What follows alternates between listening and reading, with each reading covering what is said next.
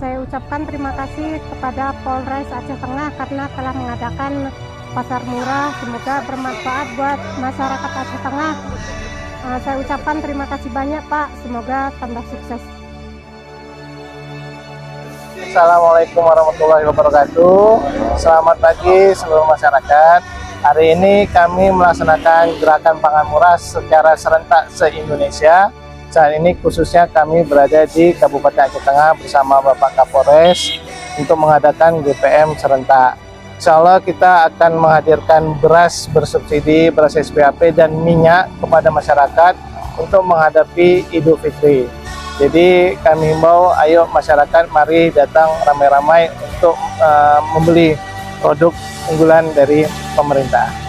Terima kasih, sekian. Assalamualaikum warahmatullahi wabarakatuh.